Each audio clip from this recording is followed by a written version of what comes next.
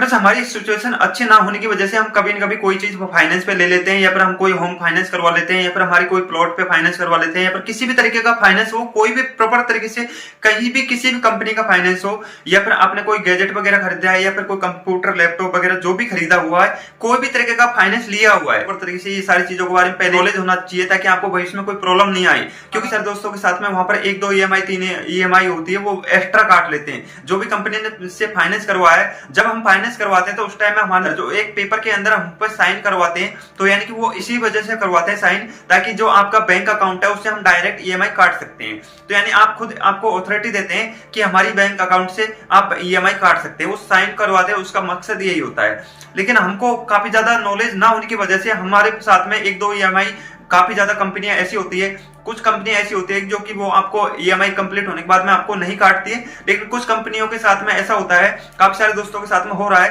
तो वो क्या है कि 1-2 EMI एक्स्ट्रा काट लेती है। और हमको इन सारी चीजों को नॉलेज नहीं होता है कि हमको अभी लास्ट EMI भर दी, हम क्या करना चाहिए क्या नहीं करना चाहिए, और हमको क्या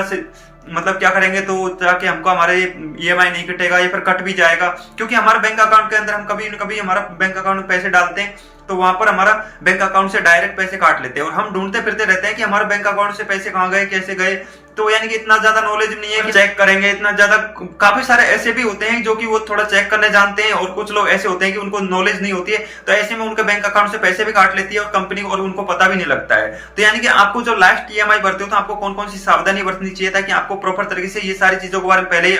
नॉलेज हो जाए, ताकि आपकी जब भी लास्ट EMI आप चाहे कभी भविष्य में फाइनेंस करवाना चाहते हो, या फिर आपकी कोई भी चीज आपने फाइनेंस करवा रखी है, तो आपको लास्ट EMI के साथ में ये चीज करना ही चाहिए ताकि आपको भविष्य में कोई प्रॉब्लम नहीं आए।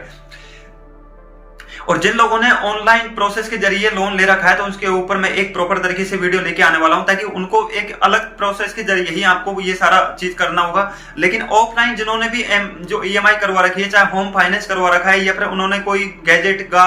गाड़ी, वाहन, या फिर कोई लैपटॉप, कंप्यूटर, जो भी गैजेट वगैरह जिस भी चीज का आपने फाइनेंस करवा रखा है, तो आपको ये सारी चीजों का ध्यान होना चाहिए। क्योंकि जब हमारी लास्ट EMI भरते हैं, तो उसके साथ में हमारा फर्ज बनता है, जो जिस कंपनी के साथ में हमने फाइनेंस पे कोई सामान लिया हुआ है, या फिर जिस भी कंपनी जो कोई होम फाइनेंस करवाया है, तो यानी उसका फर्ज बनता है कि आपकी EMI जो कस्टमर की EMI की थी, तो उसकी कस्टमर की EMI पूरी हो गई है, तो आपको देना का फर्ज बनता है कि EMI का जो NOC फार्म होता है उसको। क्योंकि NOC फार्म का मतलब ये होता है कि जिस कंपनी से आपने लोन लिया था, तो उस कंपनी को कि हमारी जो कंपनी से आपने लोन लिया था तो वो कंप्लीट हो चुका है, तो आप ये NOC ले सकते हैं, ताकि हमारे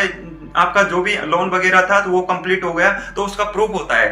तो यानी कि हमको ये चीजों का नॉलेज नहीं होता है, इसी कारण से हमको जो NOC को कैसे प्राप्त करना है, तो आपको जब भी जहां से भी फाइनेंस करवा रखा है, जिस भी कंपनी के जरिए आपने फाइनेंस करवाया, या फिर कोई डीलर के जरिए फाइनेंस करवाया, या फिर कोई गाड़ी वाहन फाइनेंस करवाई है, तो जिस भी डीलर के जरिए फाइनेंस करवाई है, तो वो डायरेक्ट डीलर के सामने जा सकते हैं और उनसे बोलना है कि हमारी EMI कंप्लीट हो चुकी है और आगे भविष्य में हमारी EMI नहीं कटनी चाहिए। क्योंकि जो भी आपकी EMI वगैरह थी वो हमको कंप्लीट कर दिया, और अब हमको एक NOC फार्म चाहिए हमारी जो कंपनी से हमने फाइनेंस करवाया था, ताकि हमको प्रूफ रहे कि हमने जो भी फाइनेंस करवाया था, तो वो हमारी पूरा कंप्लीट प्रोसेस हो चुका है। तो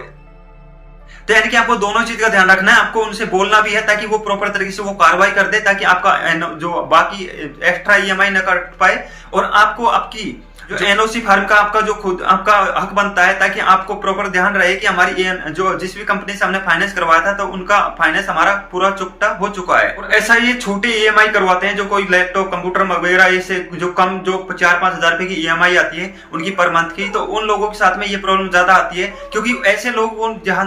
उनको इतना ज्यादा नॉलेज नहीं होती है, और उनको पता भी नहीं होता है कि वो ऐसे आखिरकार हमको क्या करना चाहिए, और बाद में जाके वो काट भी लेते हैं, तो हम कुछ कार्रवाई कर नहीं पाते हैं। तो ऐसे में अगर जिन लोगों के साथ में अगर ऐसा हो रहा है, EMI आए चाहे बड़ी EMI आए, तो आप अपने अगर ऐसा एक्स्ट्रा पैसा काटा हुआ है, तो वो कंज्यूमर कोर्ट के पास में जा सकता है उनके प्रूफ वगैरह लेकर कि हमारी EMI हमारी इतने टाइम में खत्म हो चुकी थी, और ऐसे में आपको कंज्यूमर कोर्ट वापस पैसे दिलाने का पूरा प्रयास करता है। तो लेकिन आपको ये सारा प्रोसेस पहले ही ध्यान रखना है। अगर भी लोगों के पास में अगर ऐसा एक्स्ट्रा EMI कटी है, तो वो कंज्यूमर कोर्ट के पास में जा सकता है, उनको आपको पैसा दिलाने का पूरा प्रयास करते हैं। और अगर जिन लोगों को जिनकी EMI पूरी होने वाली है, तो इन चीजों को प्रोसेस को ध्यान रखना है, और आपने अपने जहां से भी फाइनेंस करवाया तो वहां पर जाकर आपको बोलना भी है, और NOC फार्म भी लेना है, ताकि आपको हमेशा आपको भविष्य में आने वाले टाइम में कोई प्रॉब्लम नहीं आ पाए।